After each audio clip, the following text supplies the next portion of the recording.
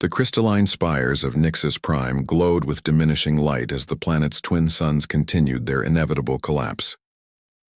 High Council leader Rathel stood before the massive observation window of the Planetary Broadcasting Center, his iridescent scales dulling with each passing moment, a physical manifestation of his species' mounting despair. "How much longer?" he asked, his multi-toned voice echoing through the chamber. Chief Astronomer Zena moved her fingers across the holographic display, her own pearl-white scales showing traces of gray. "The stellar decay is accelerating. We have perhaps 3 standard cycles before total system collapse. Our outer colonies are already experiencing gravitational distortions."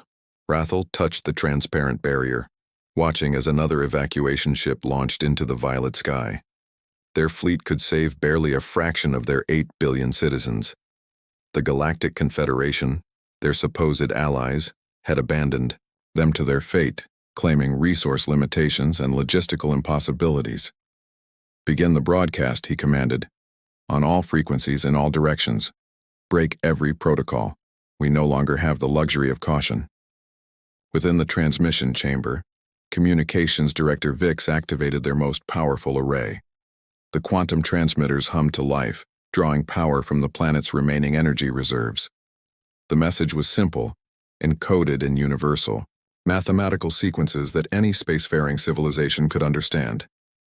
Emergency. Dying star system. 8 billion lives at risk.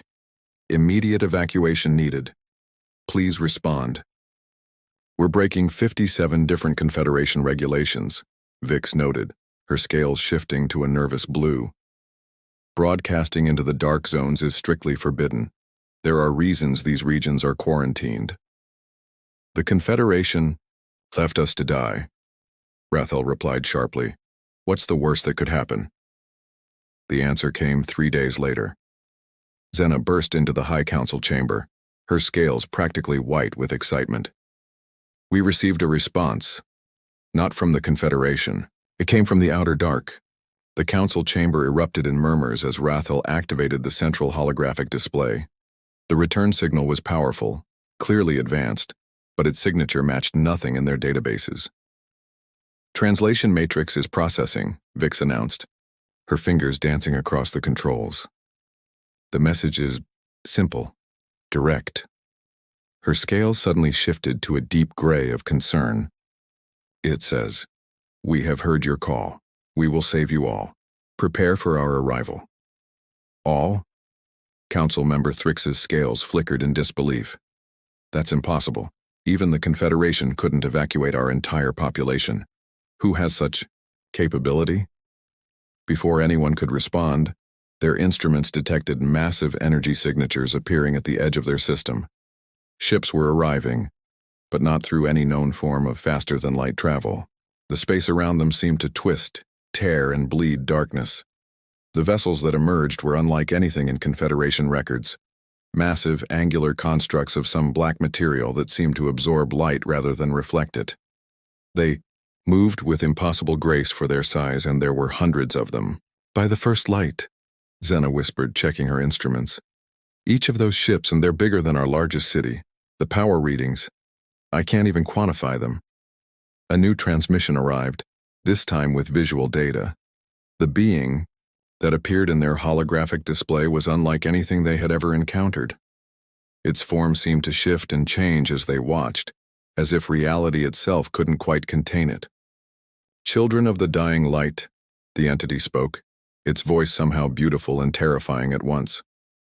"We have come as promised. We will save you all. Every single one. You need only accept our gift of salvation." Rathel felt his scales turning, ice blue with primal fear as he watched more ships emerge from the twisted space. They had asked for help, and help had come. But as he stared at the impossible fleet darkening their skies, he realized with growing horror that they should have heeded the Confederation's warnings about the dark zones. Their saviors had arrived. But what price would salvation demand? In the following hours, as the dark ships took up positions around their world, the people of Nixus Prime would learn an ancient truth. Be careful what you wish for, especially when you scream it into the darkness of space. The Dark Fleet's shadow fell across Nix's Prime like an eclipse that wouldn't end. From the emergency command center deep beneath the capital city, High Council leader Rathel watched the surveillance feeds with growing unease. The mysterious vessels had maintained their positions for 12 hours now, neither advancing nor retreating, their black surfaces seeming to drink in the dying light of their suns. The preliminary scan results are concerning, Xena reported, her scales shifting through shades of anxiety. The chief astronomer's usual scientific detachment had crumbled in the face of what their instruments were telling them. These ships, they're not just built of unknown materials. They seem to be violating several laws of physics we thought were fundamental. Council member Thrix leaned forward, his aged scales barely maintaining their color. Explain. Their hulls aren't simply black. They're absent. Our scanners show regions of nothing, as if parts of space itself are missing where their ships should be. Xena's voice trembled. And the energy readings, they're not just beyond our understanding. They're beyond our ability to measure. A soft chime interrupted their discussion. Another transmission from the fleet was incoming. The holographic display activated, revealing their mysterious benefactor. Once again, its form seemed to shift and flow, as if their eyes couldn't quite grasp its true shape. Your world's rotation has completed one cycle, the entity stated, its voice carrying harmonics that made their scales vibrate. We have analyzed your situation fully. Your stars will complete their collapse in precisely 71 hours.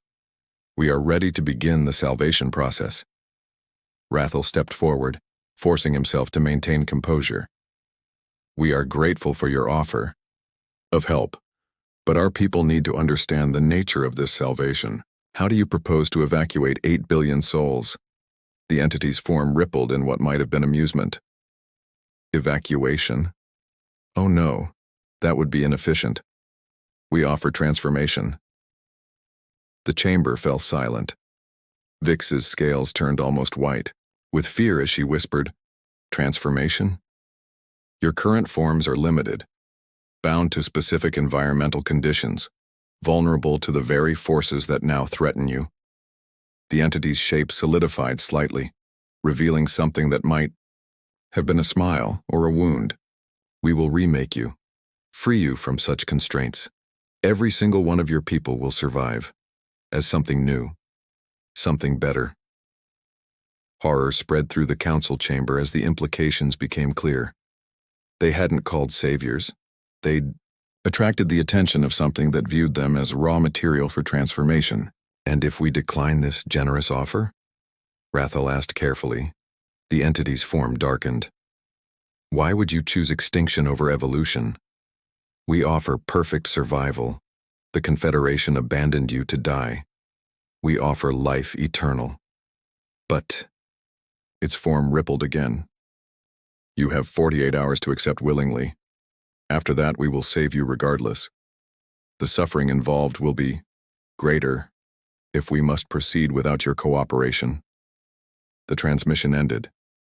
In its wake, the council chamber erupted into chaos. Some advocated immediate resistance, others argued for acceptance, while many simply slumped in their seats, scales gone gray with despair. We have weapons, Military Commander Kix announced, her battle-scarred scales flashing aggressive red. Our planetary defense grid is still functional. We could fight them? Xena interrupted, pulling up scan data. Look at these readings. Their smallest ship could probably absorb everything in our arsenal without noticing, and even if we could, hurt them. She gestured to the screens showing their dying suns.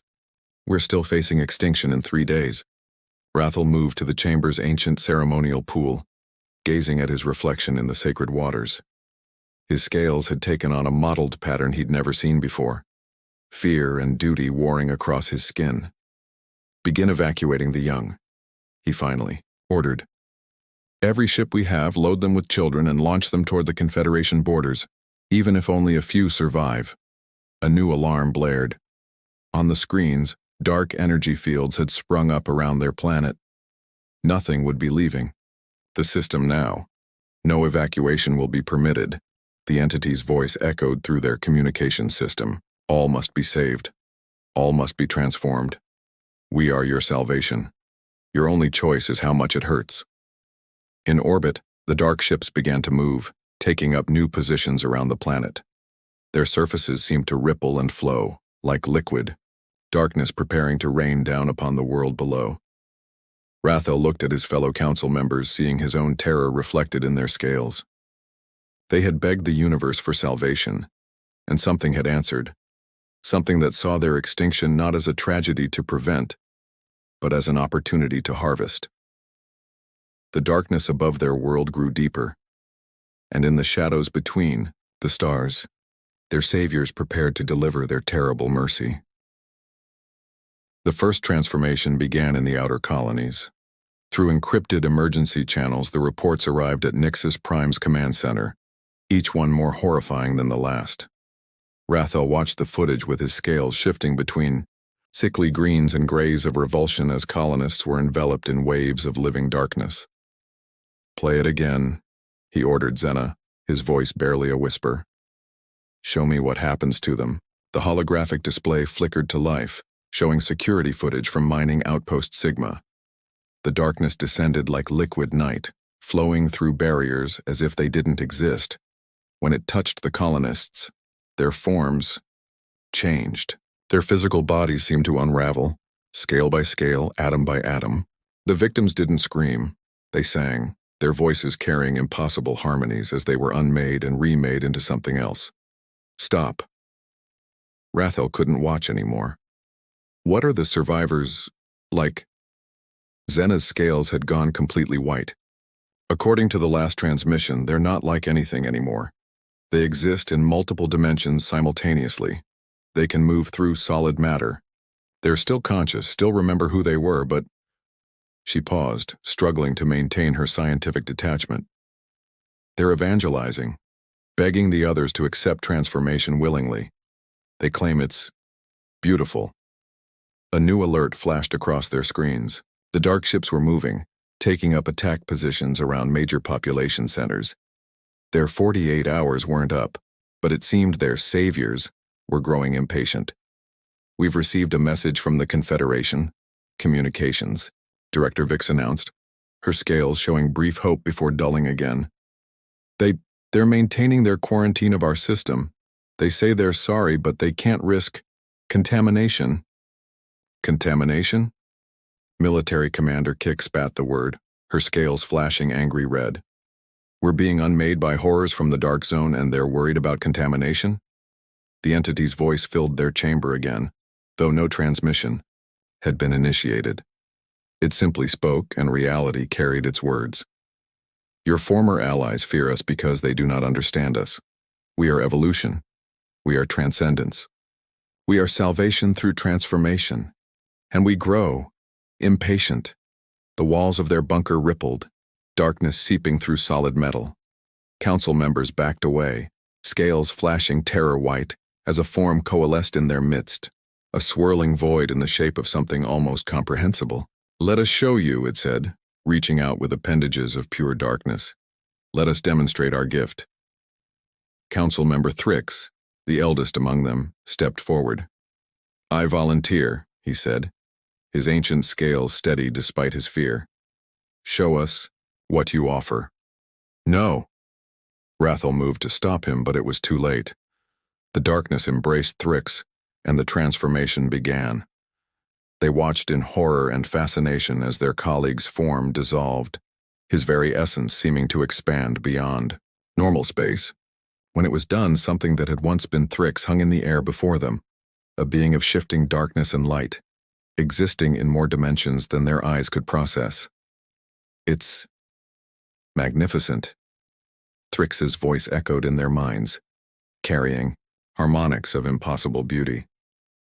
"We were so limited before, so trapped in flesh and physics. This is freedom. This is transcendence. Please." His form rippled with emotion. "Please don't fight it. Accept the gift." But even as he spoke these words of rapturous transformation, Rathel noticed something. In the shifting patterns of what had been Thrix's form, there were moments, microseconds, where something like his original self showed through. And in those moments, his scales showed a pattern Rathel had never seen before. Absolute, primal terror.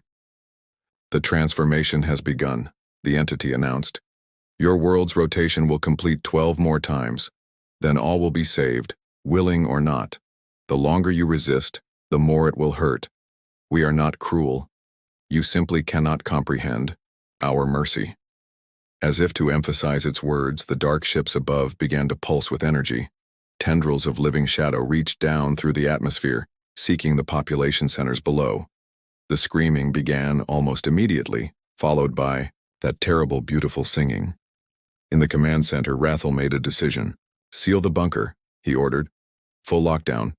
Activate the experimental phase shields." "It won't hold them for long," Kix warned, her scales showing grim determination. "Long enough," Rathel replied, moving to the ancient communications array. The one connected directly to the planetary core, using technologies their ancestors had left behind. Long enough to try one last thing. "What are you doing?" Xena asked, watching as he input codes that hadn't been used in generations. Rathel's scales shifted to a pattern of desperate resolve. "Sending another distress call. Not to the Confederation. Not to the Dark Zone. To someone else. Someone our ancestors warned us about. Warned us never to contact unless existence itself was at stake." His fingers flew across the console. Let's hope they were right about the warning. Above them, the darkness continued to spread, transforming their people one by one into something beautiful and terrible. But in the planetary core, ancient machines began to hum, sending out a signal that hadn't been used in 10,000 years. A signal that made the entity pause, its form rippling with what might have been concern. They had called into the darkness for help, and darkness had answered. Now Rathel was calling into something else. Something they... The ancient signal pulsed from Nix's Prime's core, each burst sending ripples through dimensions that shouldn't exist. In the command bunker, Rathel and his remaining council watched as their world was gradually consumed by living darkness. Already nearly a quarter of their population had been saved, transformed into beings that danced between realities, their voices joining the terrible chorus that now filled the sky. "The phase shields are failing," Kix reported, her battle-scarred, scales showing exhaustion. 10 minutes at most before..." She never finished. The entire bunker shuddered as reality itself seemed to tear open. But this wasn't the liquid darkness of their unwanted saviors. This was something else. Something that made the very atoms of existence scream in protest. Through their remaining sensors, they watched as massive tears appeared in space around their world. Not the smooth, flowing portals of the dark ships, but jagged wounds in the fabric of reality. From these wounds emerged light. Not normal light. This was something that hurt to look at. Something that made their scales burn just from its image on the screens. The entity's voice filled their chamber again, but this time it carried something new. Alarm. "What have you done?" Before anyone could respond, a new voice answered. Or rather, voices. Thousands speaking in perfect harmony, their words carrying the weight of galaxies. "You were warned. This realm is forbidden to you." The dark ships reacted immediately, pulling back from the planet's atmosphere, their flowing forms solidifying into more defensive configurations. The transformed citizens below stopped their singing, their multidimensional forms wavering with uncertainty. Through the tears in space came ships, if they could be called ships. They appeared to be constructed of crystallized light, their geometries impossible, their very existence an affront to physics. They moved with absolute precision, taking up positions around the planet opposite the Dark Fleet. "We claim these people," the entity declared, its voice losing some of its smooth confidence. "They called for salvation, and we answered. You have no right to interfere." "They called twice," the light voices responded. "First in ignorance to you, then in desperation to us. We have witnessed their suffering. We have measured your mercy. It is found wanting." Rathel's scales shifted in confusion as he watched the confrontation unfold on their screens. "What are they?" he whispered to Xena. The chief astronomer's scales had taken on a strange iridescence as she studied the readings. According to our ancestors' records, they're the Guardians, the ones who drove the Dark Ones into the void eons ago, the ones who established the boundaries between realms. The entity's form rippled with what might have been rage. We offer transcendence, evolution, freedom from physical limitations. You offer violation, the light voices responded. Transformation without consent, evolution forced rather than earned. This is not salvation, it is consumption. The dark ships began to move, their surfaces flowing into weapons configurations. The crystal ships responded, their impossible geometries rearranging into formations that hurt to look at. The children of this world called for help, the entity insisted. We answered. By the old laws, that gives us right of salvation. They called in ignorance, the light voices countered, and when they learned your true nature, they called again, to us. Their second choice negates the first. Energy began to build between the two fleets, power that made reality itself shudder. In the bunker, screens cracked and systems failed, as the fundamental forces of the universe were strained by the confrontation above. What happens now? Vix asked, her scales showing a complex pattern of hope and fear. Before anyone could answer, the light voices filled their minds again. Children of Nyx's prime, you have witnessed the true nature of both calls. Choose now, choose finally. Whom do you call to? Rathel looked at his fellow council members, seeing in their scales the same realization he had reached. They had called into darkness for salvation and received beautiful horror. They had called into light in desperation and received terrible mercy. Neither choice was perfect, but one choice was theirs to make. He stepped forward, his scales settling into a pattern of absolute certainty. We choose. The bunker's remaining screens exploded as the first exchanges of power between the fleets lit up space with energies that shouldn't exist.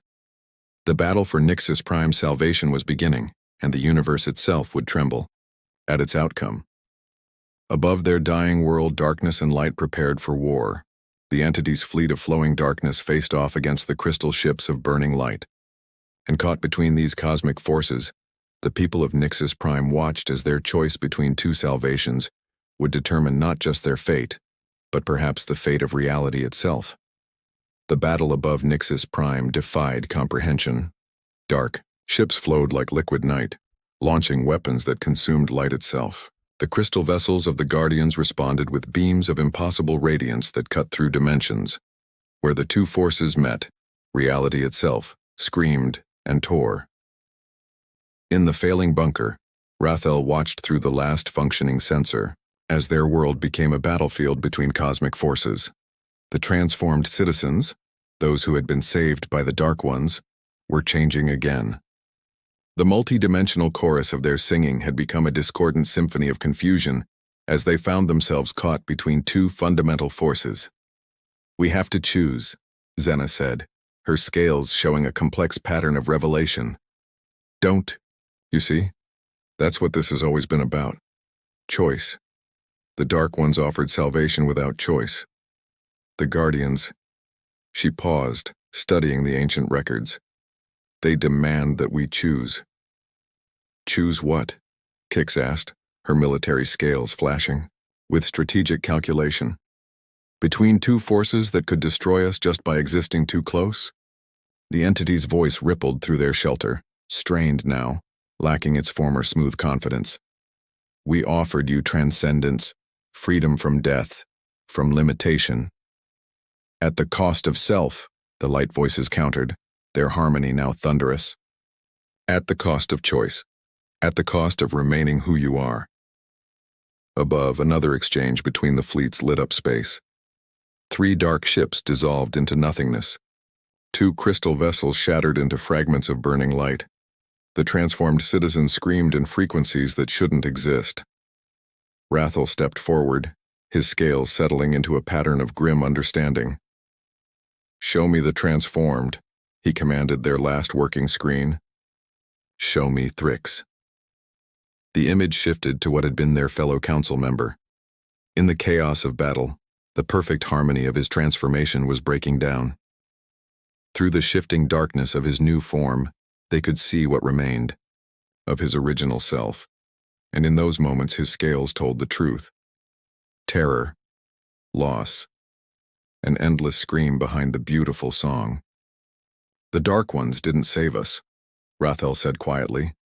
They consumed us, replaced us with something that only remembered being us. He turned to his fellow council members. But the Guardians? They haven't offered to save us at all, have they?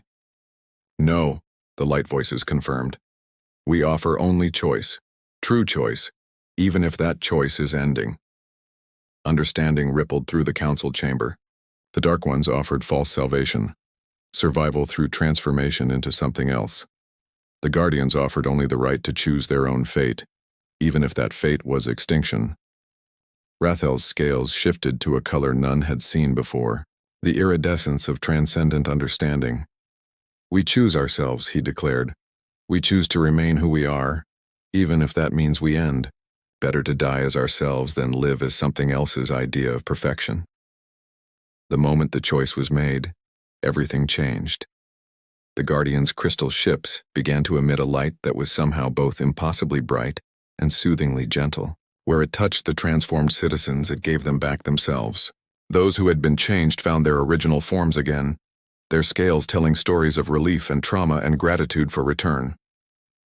You cannot! The entity raged, its form losing coherence. They are ours! We answered their call! They have chosen, the light voices responded. And so have you chosen, to violate the ancient laws, to transform without consent. Your punishment is decided. The crystal ships moved in perfect geometric patterns, their light forming a lattice of pure reality around the dark fleet. Where this light touched the dark ships, they didn't destroy them. They transformed them, compressed them, forced them back into the spaces between dimensions where they had come from. Your crime is conversion without consent, the light voices proclaimed.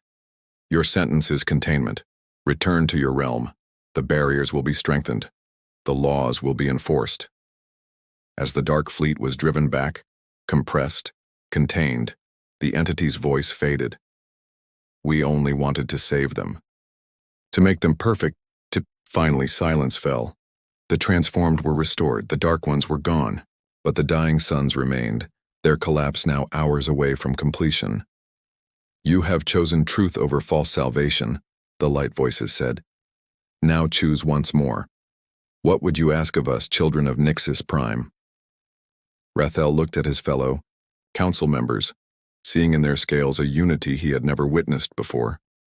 We ask not for salvation, he said carefully, but for the chance to save ourselves. Not transformation, but transportation. Help us reach the stars you have already judged us worthy to travel. There was a moment of silence, then. Wisdom. You have learned. You have grown. So be it. The crystal ships began to move, forming a massive geometric pattern around Nixis Prime. Space itself began to fold, creating a pathway, not through dimensions, or reality-twisting darkness, but through normal space compressed and made traversable. A bridge, the light voices explained, to where you choose to go. Your ships will be able to cross it. Your people will remain themselves.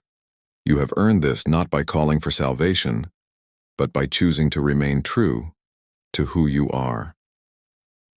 In the following hours, as their suns edged closer to collapse, the people of Nixis Prime evacuated. Their ships, modest but their own, carried them across the light bridge to safe stars. They remained themselves, limited, mortal, real. As the last ship prepared to leave, Rathel stood in the council chamber one final time. We called for help, he said to whatever might be listening, and learned that the most dangerous answer is the one that offers perfect salvation. Sometimes the greatest help is simply the chance to help ourselves. The light voices resonated, one final time. You have learned the hardest truth, that true salvation comes not from transformation into perfection, but from the courage to remain imperfect and choose your own path. As their world died behind them, the people of Nixus Prime crossed the bridge of light to their new home, carrying with them a wisdom earned at terrible cost.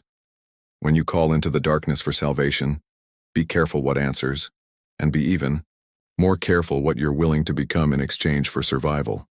Their SOS had been heard indeed, but their salvation came not from the first to answer, but from learning to choose who they truly wanted to be.